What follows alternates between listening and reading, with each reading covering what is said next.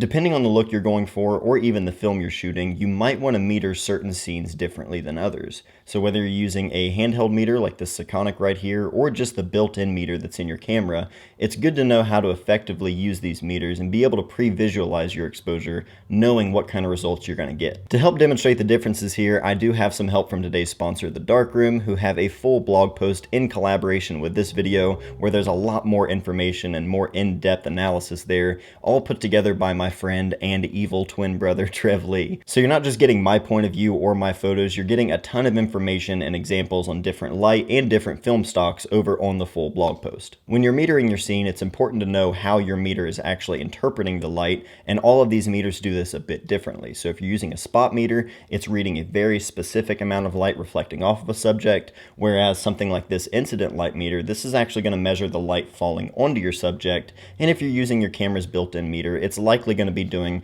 some kind of system where it's averaging out the light that's in your entire viewfinder and coming up with the best middle of the road exposure. All of these methods are different, and they're all going to change the outcome of the photo. Let's take a look at a backlit portrait example just so you can see what it would be like using a built-in light meter. Because if you're looking through the viewfinder, your camera is seeing all of this light that's coming directly into the lens, and it has no idea that you have somebody you're taking a portrait of, and you actually want to expose for them, not all of the light coming in from behind them. If you let the camera control your exposure, you're probably going to end up with a silhouette kind of image where you're not going to have any detail in your subject. So one way to work around this is using like a handheld meter, going up and actually reading the light that's falling onto the front of your subject rather than the back. But if you don't have a handheld meter and you're only using your built-in light meter in the camera, there is a way to work around that. If you get up close to your subject, ideally filling them in the viewfinder so all that you see in your viewfinder is the light that's hitting them, get a meter reading there, set your exposure, and then forget it. Just go back, recompose and shoot, and ignore your meter after you already have your settings dialed in. In some instances, you might not be able to physically get up close to your subject to do this, so in those cases, you might want to just point the camera somewhere where it's a bit more shaded rather than all of the highlights that are facing you in that backlit situation. If you're using negative film, you always want to err on the side of overexposure if you're unsure, just because negative film tends to handle overexposure much better than it handles underexposure. And when in doubt, bracket your exposures. Take an extra photo or two, get your base exposure and then shoot one stop over and then maybe one stop under, experiment with it and see what that kind of difference makes, because as you're actually doing that, the more you bracket your exposures and you can actually see sort of a before and after effect, that's just going to help you understand that specific film and that specific lighting condition as well. You can watch as many videos here or read as many blog posts there, but the best way to learn this kind of stuff is to actually just get out there, apply it, and practice. But maybe your subject isn't completely backlit. Maybe there is a sense of highlights and shadows directly on them. So how do you meter for that?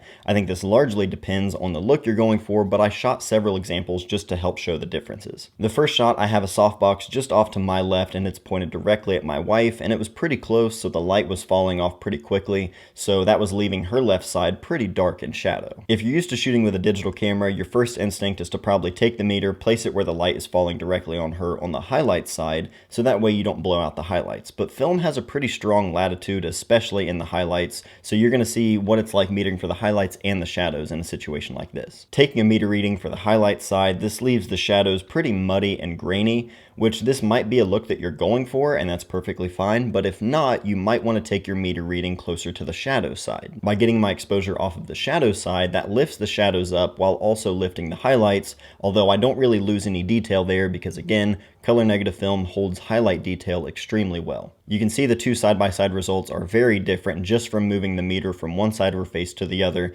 and again, a lot of this I think comes down to personal preference and what kind of look you're going for. In a similar situation, I shot some photos of my friend Brad over at Roast Coffee, and you can see there's a big window off to our left side there which was lighting him. The fall off isn't as drastic here, but I took a meter reading for the highlights and the shadows just so you can see there's still a clear difference here even in a more subtle situation. After this, we stepped outside and shot another example in really harsh sunlight, and this I think is something that can be really intimidating for people because they're so concerned about losing detail in the shadows or blowing out their highlights and they don't really know how to meter for.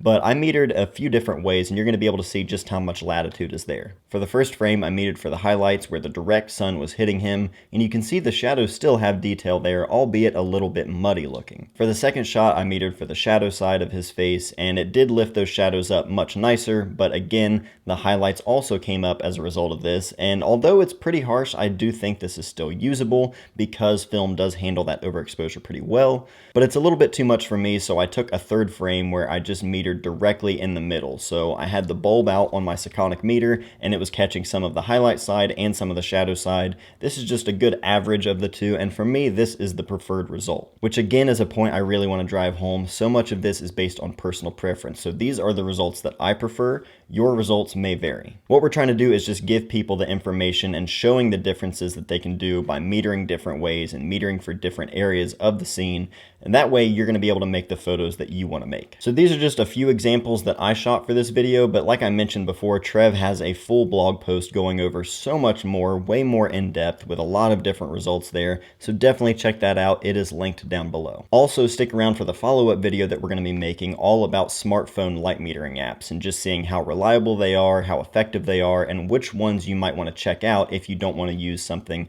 like a handheld meter or the meter in your camera. Everybody has a smartphone these days, and there's a lot of great apps out there, so we're going to test a few out, see some different strengths and weaknesses, and maybe recommend some to you guys. So once again, huge thanks to The Darkroom for sponsoring this video and for providing all of the developing and scanning for the photos that you've seen here today. If you need a place to send your film, definitely check them out. I highly recommend them. They've been handling all of my developing and scanning for a while now, and it's made my life a lot easier because I've been so busy. So if you need a place to send your film, definitely check out The Darkroom. As always, if you have any questions at all, please feel free to leave those in the comments below. So thank you guys for everything. Thank you for watching, and I'll see you guys next time.